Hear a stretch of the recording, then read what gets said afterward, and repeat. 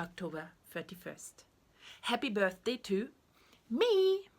Grab a coffee and let's talk about a realistic utopia of a fair society, but with a slight twist. Someone who made the headlines this week was an Italian man who'd woken from a long coma. Upon waking, he believed that he was still in his 20s, living in the 1980s. Only once he saw himself in the mirror did he realize none of it could be true. It got some attention because it sounds unbelievable, like a movie plot. But I want to go beyond the craziness of the situation. As soon as this man regained his consciousness, his senses came back online. What they didn't tell him, though, was his age. He used the last information he had to create his self. And his self was his truth, his reality, his conviction, the basis he acted on, until he gathered new information that caused him to reassess and make a new model of himself. What we can conclude from this, is that time as a fact does not exist in the physical universe. Otherwise, we could tell the passage of time with the same certainty that we can predict gravity at any waking hour. This man could tell you about gravity. He couldn't tell you about the passage of time. Time emerges. Where does it emerge? In our mind. We create it and we use external indicators for it. The mind itself has no age. It's us who assume along with our age also a need to act in a certain age-appropriate way. It limits what we could be. The man, upon regaining his consciousness, had also never heard of the internet, smartphones, or AI. He had no idea of the fall of the Berlin Wall, of the euro, and, lucky him, of Putin or Trump. And he believed that the hole in the ozone layer caused by spray bottles and acid rain damaging our woods are our biggest problem climate-wise. I could go on and on and on what he knew and didn't knew, what was part of his model of the world and what was not, but I already can make my other point today. If reality were something we shared because it somehow entered our mind when we are conscious, this man wouldn't have any problems to tell what the reality of our world today is.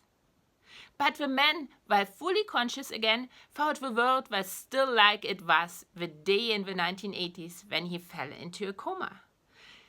The world, the physical universe, had moved on, for him as well as for anyone else. His body had changed, what means the composition and way the material things that make up his body bonded and merged had changed. Their state of energy and their relation to their surroundings. The thing that hadn't changed was reality in his mind. Since his mind had been offline, no new data had been added to the model that his mind generates of the world. This proves that our reality is just that. Our creation, the creation of our mind.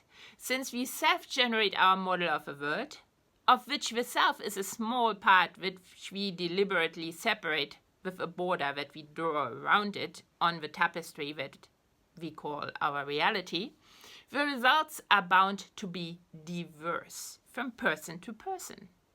The shared reality we need to cooperate is something we must produce ourselves by actively aligning our models. It's an active act. It doesn't come to us naturally without us doing anything else. Alignment requires us to replace some data that we would choose ourselves to generate our model with data that every cooperator uses. And here is the third point I want to make today. The man, as he lacks the whole adjustments made to the replacement data set since he fell into a coma and went offline, proves how much of the data that goes into the model of the world of every one of us today is really replacement data. Not data anymore we can freely choose. And we aren't aware of all the ways we have fed it day in and day out. Every bit of replacement data not chosen by us to generate the best fitting model of the world for our circumstances, but given to us by others, governs our behavior a bit more from the outside and limits our ability to explore and expand. Cooperation requires some alignment, yes, but the motivation to cooperate requires that we remain still able to execute truly random searches when our ability to do so through cooperation increases in a sustained fashion.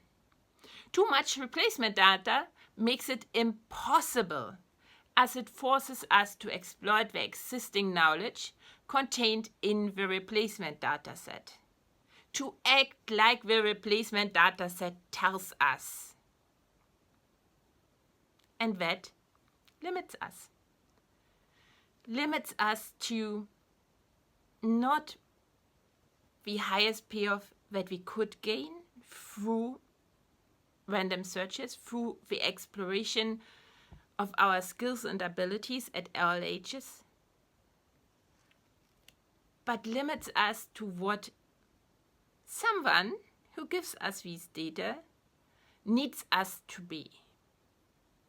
Okay, right now, I need myself to be my witchy self. Any thoughts? Tell me, tell all. Not about my witchy self, but about the thing what I just taught you about.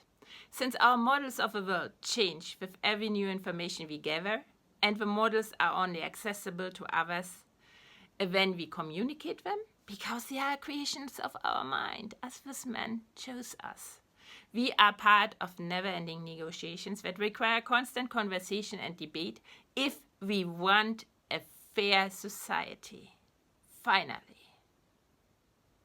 A society everyone has the same say in what data goes into the replacement dataset and what not, and what the extent of the cooperation is.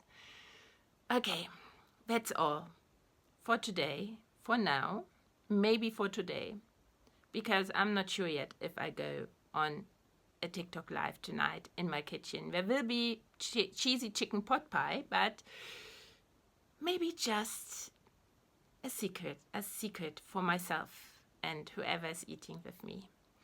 I'll be back with other videos, certainly. I hope I can welcome you again. Until then, bye. Let me celebrate.